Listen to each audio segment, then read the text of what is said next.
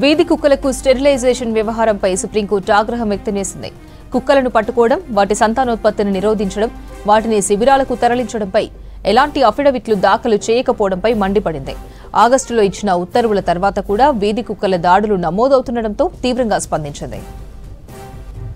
వీధి కుక్కల స్టెరిలైజేషన్పై ఇంతవరకు రాష్ట్రాలు ఎందుకు స్పందించలేదని ప్రశ్నించింది సుప్రీంకోర్టు. 2 నెలల టైం ఇచ్చినా ఎందుకు చర్యలు తీసుకోలేదని నిలదీసింది. రోజురోజుకి వీధి కుక్కల దాడులు పెరుగుతుంటే విదేశాల్లో భారత్ను చెడుగా చూపిస్తున్నారంది సుప్రీంకోర్టు.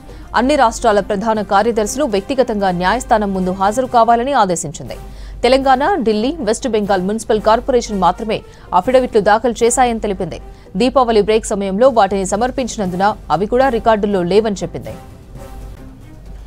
వీధి కుక్కలకు స్టెరిలైజేషన్ వ్యవహారంపై సుప్రీంకోర్టు ఆగ్రహం వ్యక్తం చేసింది. కుక్కలను పట్టుకోవడం, వాటి సంతానోత్పత్తిని నిరోధించడం, వాటిని శిబిరాలకు తరలించడంపై ఎలాంటి అఫిడవిట్లు దాఖలు చేయకపోవడంపై మండిపడింది. ఆగస్టులో ఇచ్చిన ఉత్తర్వుల తర్వాత కూడా వీధి కుక్కల దాడులు నమోదవుతుండటంతో తీవ్రంగా స్పందించింది. వీధి కుక్కల స్టెరిలైజేషన్పై ఇంతవరకు రాష్ట్రాలు ఎందుకు స్పందించలేదని ప్రశ్నించింది సుప్రీంకోర్టు. 2 నెలల టైం ఇచ్చినా ఎందుకు చర్యలు తీసుకోలేదని నిలదీసింది. రోజురోజుకి వీధి కుక్కల దాడులు పెరుగుతుంటే విదేశాల్లో భారత్ను చెడుగా చూపిస్తున్నారంది సుప్రీంకోర్టు. అన్ని రాష్ట్రాల ప్రధాన కార్యదర్శులు వ్యక్తిగతంగా న్యాయస్థానం ముందు హాజరు కావాలని ఆదేశించింది. Telangana, Delhi, west Bengal municipal corporation మాత్రమే అఫిడవిట్లు దాఖలు చేశాయని తెలిపింది. దీపావళి బ్రేక్ సమయంలో వాటిని సమర్పించినందున అవి కూడా రికార్డుల్లో లేవని చెప్పింది. ఇదే అంశానికి సంబంధించి మరిన్ని డీటెయిల్స్ మదార్ అందిస్తారు. మదార్, వీధి కుక్కలపై సుప్రీం తాజా ఆదేశాలేంటి? కొన్ని కీలక కామెంట్స్ ని సుప్రీంకోర్టు చేసింది అపర్ణ. ముఖ్యంగా కుక్కలను పట్టుకోవడం కావచ్చు, లేకపోతే వాటికి సంబంధించిన ఫెర్టిలిటీని నిరోధించడం, అలాగే షెల్టర్స్ కు తరలింపుకు సంబంధించిన అంశాలపైన ఈరోజు సుప్రీంకోర్టులో విచారణ జరిగింది. గతంలో ఆగస్టు 11న కొన్ని కీలక మార్గదర్శకాలు ఇచ్చింది. ముఖ్యంగా ఏవైతే రేబీస్ లక్షణాలుండి అలాగే అగ్రెసివ్ గా ఉండేటువంటి కుక్కలను పట్టుకొని వాటికి ఇంజెక్షన్స్ వేసిన తర్వాత వాటిని తిరిగి ఎక్కడి నుంచి అయితే పట్టుకున్నారో అక్కడే వదిలేయాలంటూ కూడా గతంలో ఆదేశాలు ఇచ్చింది. ఏవైతే ఎక్కువగా అగ్రెసివ్ గా ఉంటాయో వాటిని మాత్రం శిబిరాల్లోకి తరలించాలి.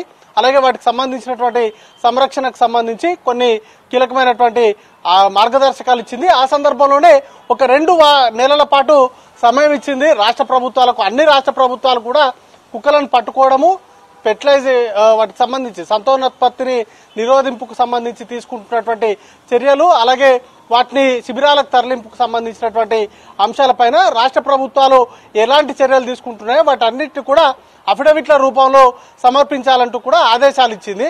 అయితే 2 నెలలు దాటినప్పటికీ కూడా ఇప్పటి వరకు చాలా రాష్ట్రాలు వాటికి సంబంధించినటువంటి అఫిడవిట్లను దాఖలు చేయలేదు. కేవలం 3 రాష్ట్రాలు అంటే పశ్చిమ బెంగాల్, తెలంగాణ ఈ 2 రాష్ట్రాలు అఫిడవిట్లు దాఖలు చేశాయి. ఇక ఢిల్లీకి సంబంధించి ఢిల్లీ మున్సిపల్ కార్పొరేషన్ మాత్రమే అఫిడవిట్ దాఖలు చేసింది. రాష్ట్ర ప్రభుత్వం అఫిడవిట్ దాఖలు చేయలేదు. అది కూడా దీపావళికి సంబంధించినటువంటి బ్రేక్ సమయంలో దాఖలు చేయడంతో అవి కూడా రికార్డులోకి రాలేదు. ఈ సందర్భంలోనే రాష్ట్ర ప్రభుత్వాలు అలసత్వాన్ని ప్రదర్శించడం పట్ల సుప్రీంకోర్టు తీవ్రంగా స్పందించింది. రాష్ట్రాలకు సంబంధించిన ప్రధాన కార్యదర్శులు అందరూ కూడా సుప్రీంకోర్టు ముందు హాజరయ్యి ఎందుకు అఫిడవిట్లు దాఖలు చేయలేదో, వాటికి సంబంధించినటువంటి ఎందుకు ఆలస్యమైందనే వాటిపైన వివరణ ఇవ్వాల్సిందిగా ఆదేశాలు జారీ చేసింది. ఎందుకంటే ప్రస్తుతానికి ఇప్పటికీ కూడా రేబీస్ మరణాలు పెరుగుతుండడం కావచ్చు, చాలా రాష్ట్రాల్లో కుక్కల దాడులతో సంబంధించినటువంటి వార్తలు అనేది కూడా వస్తున్నటువంటి నేపథ్యంలో వాటికి సంబంధించి సుమోటోగానే సుప్రీంకోర్టు ఈ కేసుకు సంబంధించినటువంటి విచారణ చేపట్టింది. అప్పటి నుంచి కూడా ఫస్ట్ అయితే ఏకంగా కుక్కలన్నింటినీ కూడా శిబిరాలకు తరలించాలనేటువంటి జడ్జిమెంట్ ఇచ్చింది. ఆ తర్వాత కొన్ని మధ్యంతర ఉత్తర్వులు ఇచ్చింది. ప్రస్తుతానికి సుప్రీంకోర్టు సిఎస్ లకు సంబంధించి రాష్ట్ర ప్రభుత్వాలు తీసుకుంటున్నటువంటి చర్యలకు సంబంధించి ఖచ్చితంగా వాటికి సంబంధించిన అంశాలపైన ఎందుకు జాప్యం జరిగింది, వాటికి సంబంధించినటువంటి అంశాలన్నీ కూడా కోర్టు ముందు హాజరై వాటిపైన వివరణ ఇవ్వాల్సిందిగా ఆదేశాలు ఇచ్చింది.